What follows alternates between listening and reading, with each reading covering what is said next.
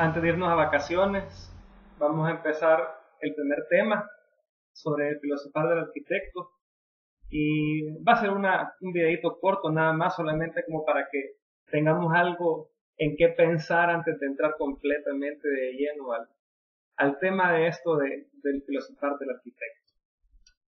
Bien, empecemos recordando el mapa mental que les había puesto, en el que hablábamos de que vamos a ver la asignatura como arquitectura como producto histórico. Y nos hacíamos aquellas preguntas orientadas dentro del eje de historia y teoría de por qué son los edificios y cómo deben ser los edificios. Esta introducción que vamos a hacer ahorita precisamente está buscando aproximarnos a respondernos a esas dos preguntas de las que empezábamos a hablar en la introducción.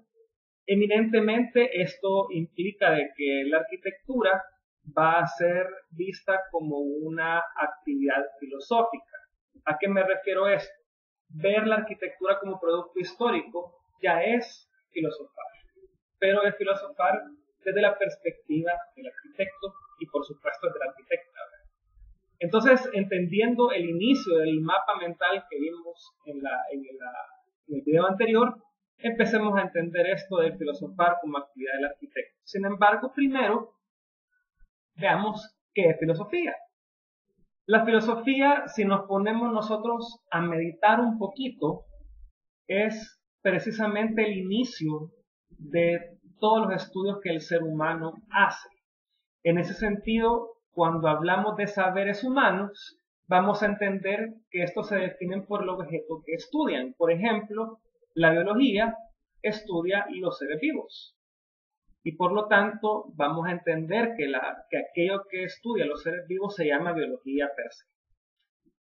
Aristóteles, en la antigüedad, decía de que la filosofía es la ciencia que se busca a sí misma.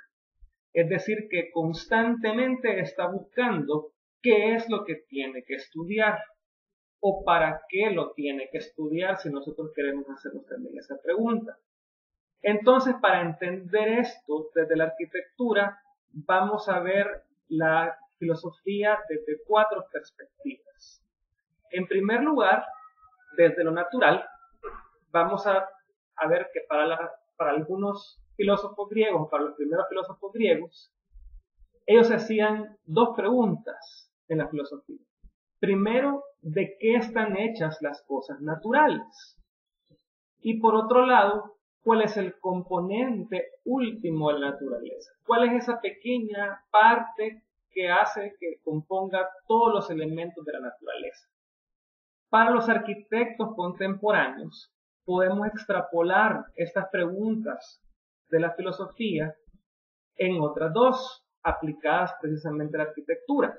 En primer lugar, ¿de qué están hechos los objetos o los edificios? Y en segundo lugar, ¿cuál es el componente último de estos edificios o de las cosas en general? Ok, entendiendo esto, vamos a ver nosotros que la ciencia es precisamente algo que explica muy bien la naturaleza porque permite respondernos a estas preguntas. Sin embargo, cuando nosotros estamos atendiendo únicamente lo natural, estamos cayendo a algo demasiado específico o demasiado propio de las ciencias. Pero ¿qué pasa con aquellas cosas que la ciencia no puede estudiar o que todavía no ha llegado a estudiar? Entonces la filosofía va a poderse ver también desde otra perspectiva, desde la totalidad. Cuando vemos la filosofía desde la totalidad, algunos filósofos lo que hacían o lo que hacen es proporcionar una visión de totalidad, es decir, sin miopías, sin acortar esa visual que podemos tener de mundo dirigido a únicamente una parte, sino que nos da la capacidad de la filosofía de poder tener un horizonte más amplio y entender las cosas de una manera total. Por otro lado, también la filosofía es una generalización de los saberes científicos. Significa de que la filosofía va a retomar algunos de los saberes científicos que empezaron siendo saberes filosóficos y que ahora la ciencia se ha encargado de ser más específica en ellos. Pero la filosofía va a guardar, como padre de estas ciencias, va a guardar esa generalización que se tiene que tener en relación a los saberes científicos. Para los arquitectos contemporáneos, nosotros podemos también extrapolar esta visión de filosofía, pensando o visualizando la arquitectura como un todo.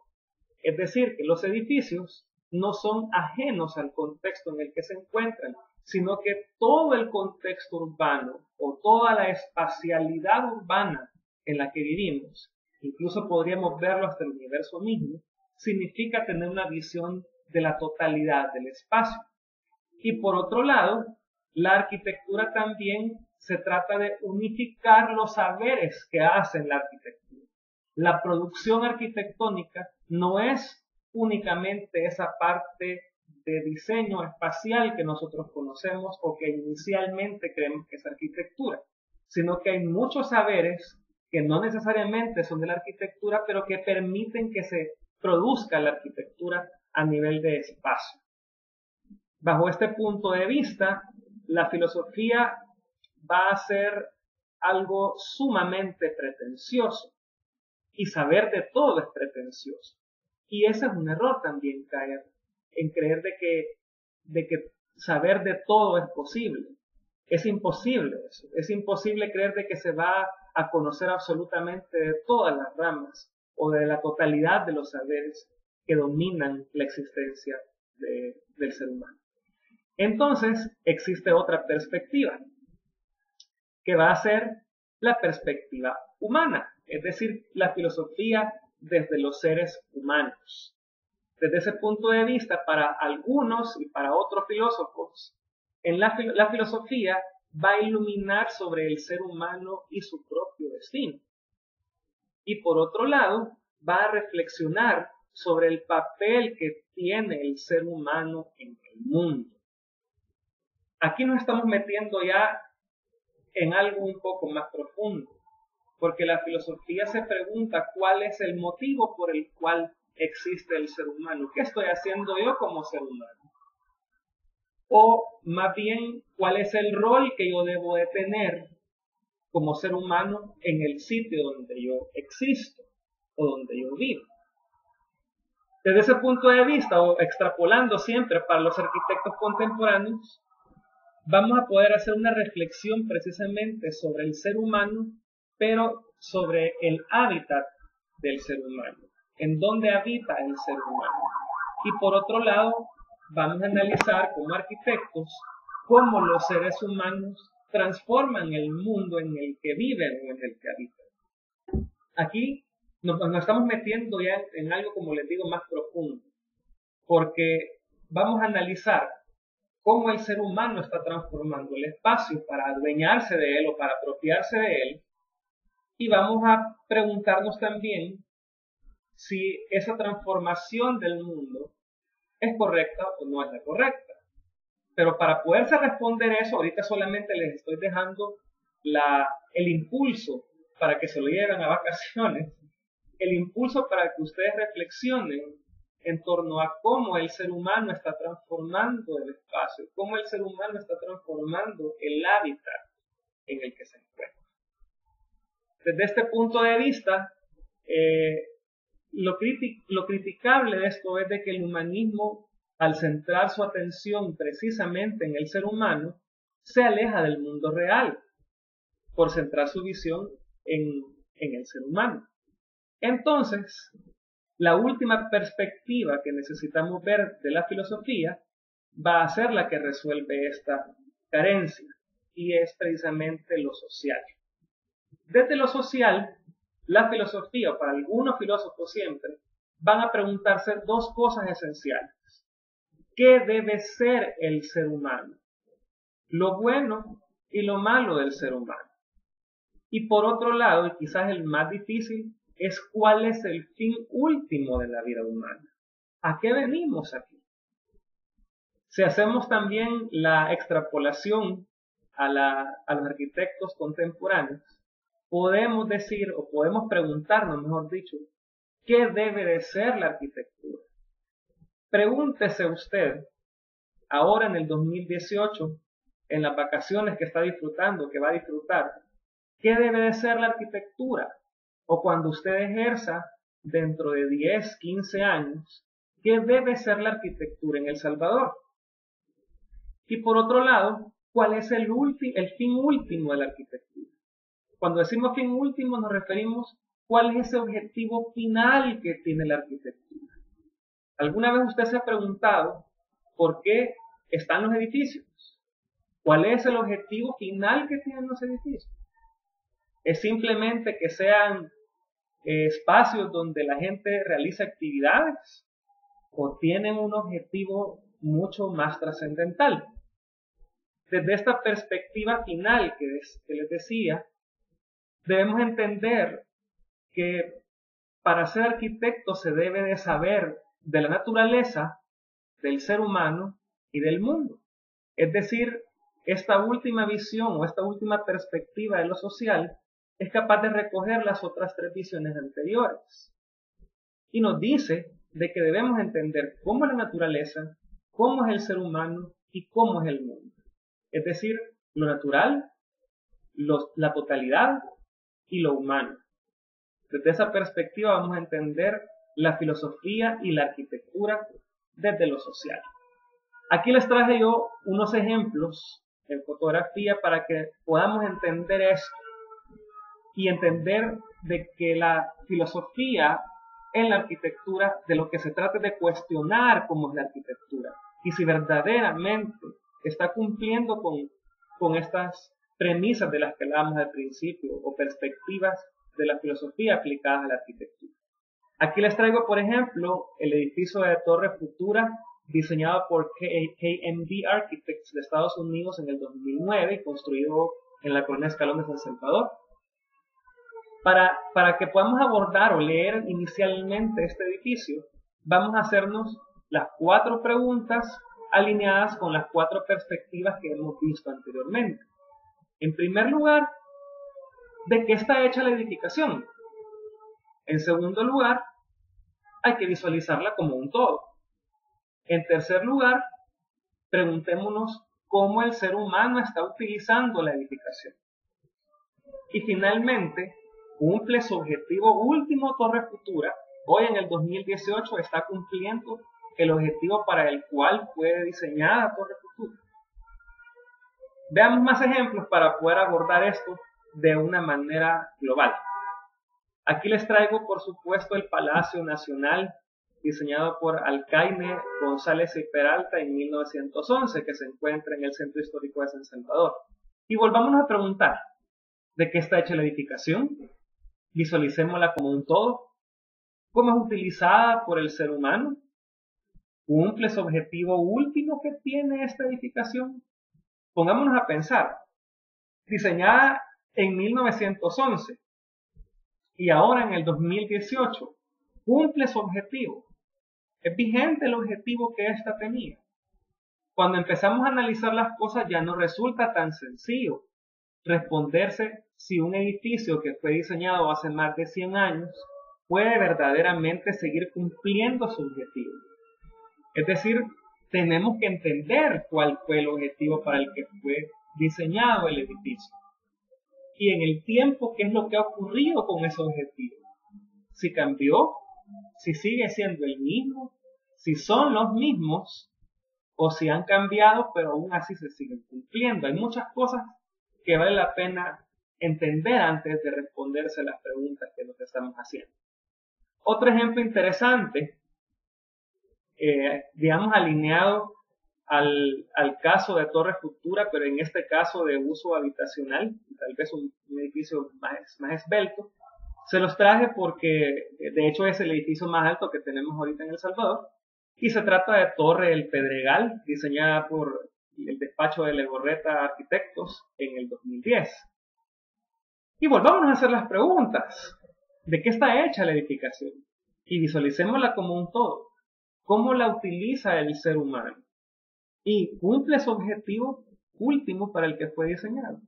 Si notamos, en este caso puede que resulte más fácil responderse inicialmente esta pregunta de si cumple el objetivo último. pero el objetivo realmente es únicamente proveer de apartamentos. Eso es todo el objetivo que tiene un edificio o un producto arquitectónico, o existen otros objetivos que se encuentran implícitos dentro de esto. Y por último les traigo otro caso para el debate. Van a ver que ocupo bastante la palabra del debate.